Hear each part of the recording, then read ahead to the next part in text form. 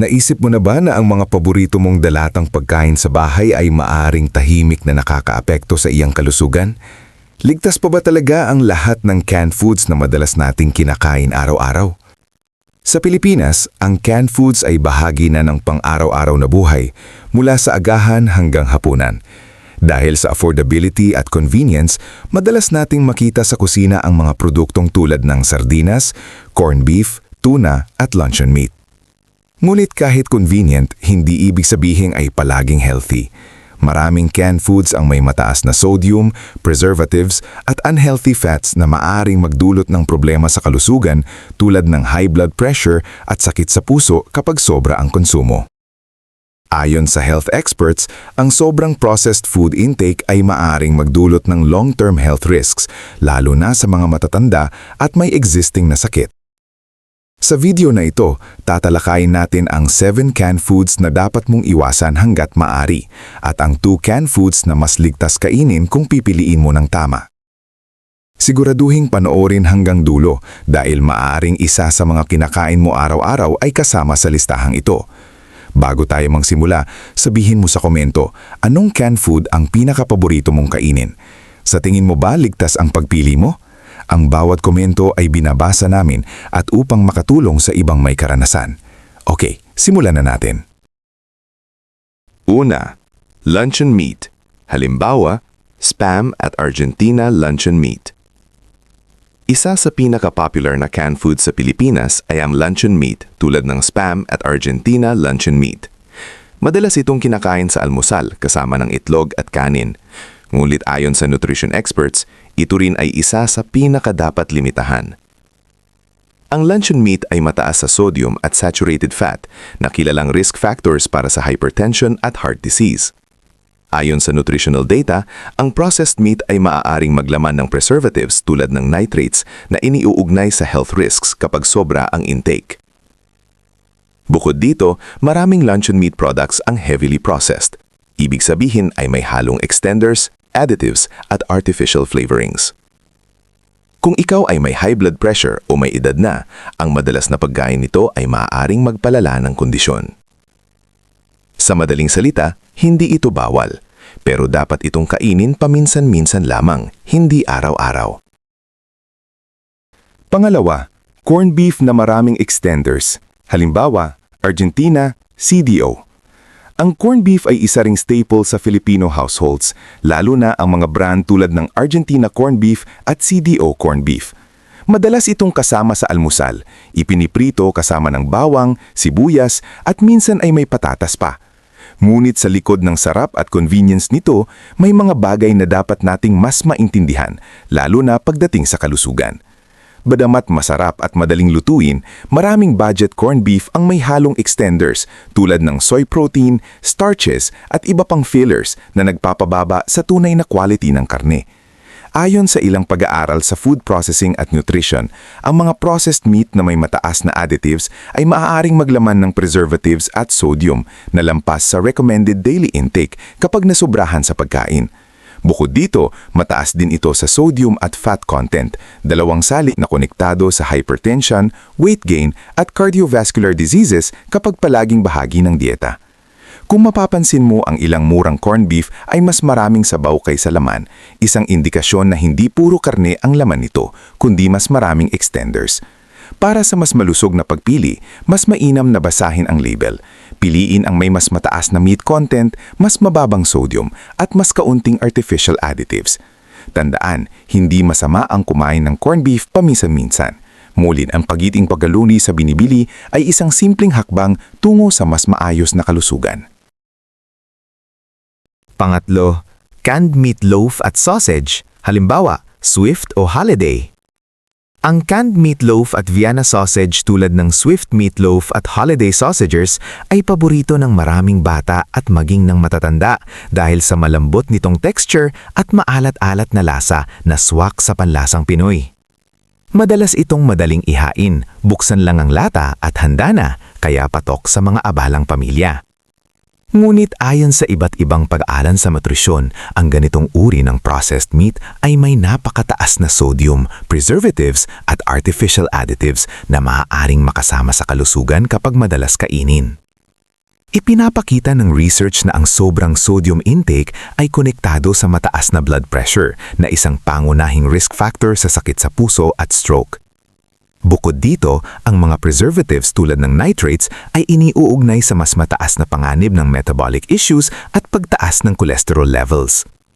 Mapapansin din la ang kakaibang lambot at uniform na texture nito ay senyales ng pagiging highly processed. Ibig sabihin, mas kaunti ang tunay na karne at mas marami ang extenders at chemical.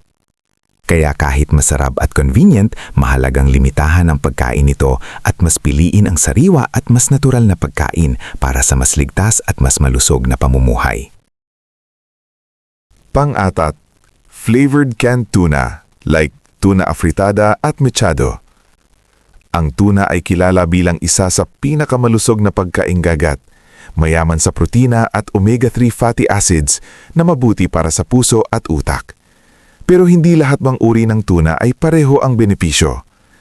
Ang mga flavored canned tuna tulad ng 555 tuna afritada 155GX3, mechado, caldereta variants ay kadalasang naglalaman ng mataas na sodium, added sugar at artificial flavorings. Ayon sa mga pag-aaral sa nutrisyon, ang sobrang sodium intake ay maaring magdulot ng mataas na blood pressure at dagdag na risk sa sakit sa puso, lalo na sa mga nakatatanda. Bukod dito, ang mga processed sauces na kasama sa flavored tuna ay maaring magpataas ng calorie intake nang hindi mo namamalayan. Bagamat convenient at masarap, ang mga ganitong produkto ay mas dumaan sa processing kumpara sa plain tuna. Ipinapayo ng mga nutrition experts na piliin ang tuna in water o brine dahil mas natural ito at mas kontrolado mo pa ang ilalagay mong asin o pampalasa. Sa madaling salita, kung kalusugan ang prioridad, mas mabuting bumalik sa mas simple at mas natural na pagpipilian. Panglima, sardinas na sobrang maalat at mamantika. Ang sardinas ay isa sa pinakakaraniwang pagkain sa Pilipinas, abordable, madaling lutuin at mayaman sa omega-3 fatty acids na mahalaga sa kalusugan ng puso at utak. Ngunit, ayon sa ilang pag-aaral sa nutrisyon, hindi lahat ng sardinas ay pare-pareho ang benepisyo. Halimbawa, 555 sardinas in tomato sauce, mega sardinas in tomato sauce. Bagamat may taglay itong protina at omega-3, ang ilang variants ay mataas sa sodium at oil content. Ayon sa mga health experts, ang sobrang sodium intake, lampas sa 2,300 mg kada araw, ay direktang nauugnay sa pagtaas ng blood pressure o hypertension. Ito ay mas delikado, lalo na sa mga matatanda, dahil tumataas ang panganib ng stroke at sakit sa puso. Bukod dito, ang sobrang mantika sa canned sardinas ay maaring magdulot ng pagtaas ng kolesterol kung madalas itong kinakain. Kaya kahit masarap at praktikal, mahalagang maging mapili. Mas mainam na pumili ng low-sodium variants, hugasan ng bahagya bago lutuin upang mabawasan ang alat at ipares ito sa gulay. Tandaan, ang sardinas ay pwedeng maging healthy kung tama ang pagpili at tamang dami ang pagkonsumo. Pang-anim, canned pasta at ready meals. Ang canned spaghetti at iba pang ready meals ay tunay na convenient, lalo na sa mga abalang araw. Ngunit ayon sa maraming pag-aaral sa nutrisyon, ang ganitong uri ng pagkain ay kadalasang mataas sa preservatives at ultra-processed ingredients na maaaring makasama sa kalusugan kapag madalas kinakain. Kadalasan, ang mga ito ay naglalaman ng mataas na sugar na maaaring magpataas ng blood sugar levels, mataas na sodium na may kaugnayan sa high blood pressure, artificial flavoring at additives na maaaring makaapekto sa metabolismo. Batay sa research, ang sobrang pagkonsumo ng processed foods ay konektado sa mas mataas na risk ng obesity, diabetes at heart disease. Dahil dito, maaaring makalanas ng blood sugar spikes, madaling pagdagdag ng timbang at kakulangan sa essential nutrients.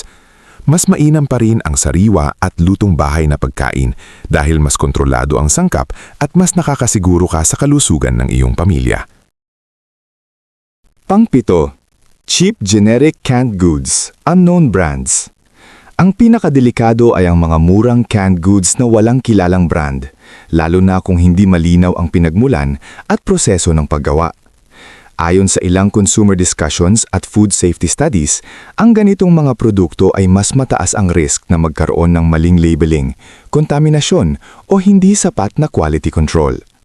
Sa ilang pananaliksik, ipinapakita na ang hindi rehistradong pagkain ay maaaring maglaman ng labis na sodium, preservatives o kahit mapanganib na bakterya kapag hindi tama ang pagproseso at pag-iimbak. Dahil dito, mas nagiging delikado ito lalo na sa mga nakakatanda na may sensitibong kalusugan. Mas mainam pa rin na piliin ang mga kilala at subok na brand na sumusunod sa mahigpit na standards ng food safety. Tandaan, hindi lahat ng mura ay nakakatipid. Minsan, mas malaki pa ang gastos kapag kalusugan na ang naaapektuhan. Dalawang canned foods na mas ligtas kainin kung pipiliin mo ng tama. Una, plain tuna in water. Ang plain tuna, tulad ng Century Tuna in Water, ay isa sa mas healthy na pagpipilian kung ikaw ay bibili ng dilatang pagkain. Ayon sa mga pag-aaral sa nutrisyon, ang tuna ay mayaman sa high-quality protein na mahalaga sa pagpapanatili ng muscle mass, lalo na sa mga nakatatanda. Bukod dito, naglalaman din ito na omega-3 fatty acids na sinasabing nakakatulong sa kalusugan ng puso at utak. Mas mababa rin ang fat content nito kumpara sa ibang canned meats tulad ng corned beef o luncheon meat na kadalasang mataas sa saturated fat.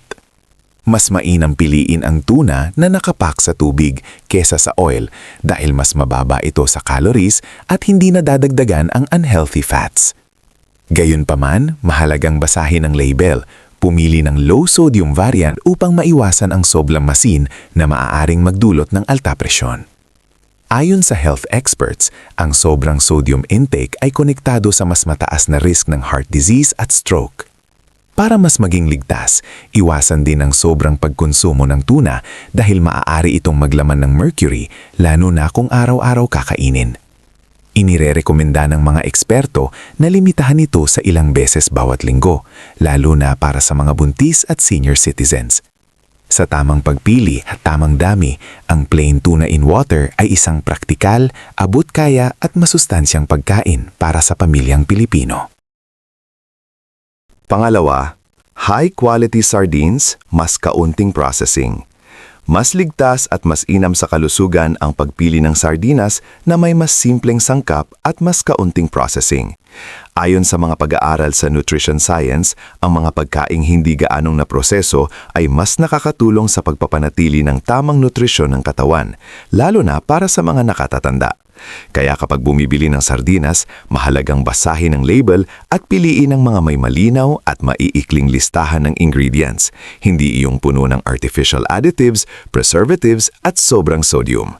Halimbawa ng mas maayos na pagpipilian ay ang Ligo Spanish-style sardines at Mega Premium Sardines in Corn Oil na kilala sa paggamit ng mas kalidad na isda at mas kontroladong sangkap. Ang sardinas ay natural na mayaman sa omega-3 fatty acids tulad ng EPA at DHA na napatunayang tumutulong sa pagpapababa ng panganib ng sakit sa puso, stroke at pamamaga sa katawan. Ayon sa mga eksperto, ang regular ngunit tamang pagkain ng omega-3 ay mahalaga lalo na sa edad na 60 pataas. Gayunpaman, dapat pa ring mag-ingat sa dami ng asin at mantika. Ang sobrang sodium ay maaaring magdulot ng mataas na blood pressure habang ang labis na oil ay maaaring magpataas ng kolesterol kung hindi makokontrol. Kaya mas mainam ang balance, hindi lang basta masarap kundi masustansya rin. Sa huli, ang simpleng pagpili ng tamang sardinas ay isang maliit ngunit makapangyarihang hakbang tungo sa mas malusog na pamumuhay. Pangwakas na kaisipan. Ang canned foods ay hindi kaaway. Ngunit ayon sa mga pag-aaral, ang sobrang konsumo ng processed foods na mataas sa sodium at preservatives ay maaaring magpataas ng panganib sa high blood pressure, sakit sa puso, at iba pang chronic diseases. Sa Pilipinas, kung saan ang canned goods ay bahagi na ng pang-araw-araw na pamumuhay, lalong mahalaga ang pagiging mapanuri sa bawat binibili at kinakain. Ang sikreto ay simple, ngunit epektibo. Basahin ang nutrition label at ingredients, piliin ang may mas kaunting additives at preservatives, iwasan ang sobrang alat, mantika at artificial ingredients. Ipinapakita ng research na ang maliliit na pagbabago sa diet ay may malaking epekto sa pangmatagalang kalusugan. Sa huli, ang kalusugan ay nagsisimula sa araw-araw na desisyon.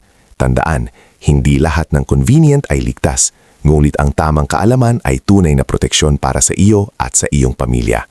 Kung nagustuhan mo ang video na ito at nakatulong ito sa iyo, mangyaring i-like, mag-subscribe at i-share. Ang inyong suporta ay tumutulong sa amin na patuloy na gumawa ng magagandang content upang kayo ay mabigyan ng kaalaman at inspirasyon. Salamat sa panonood at inaasahan naming makita kayo sa susunod na video.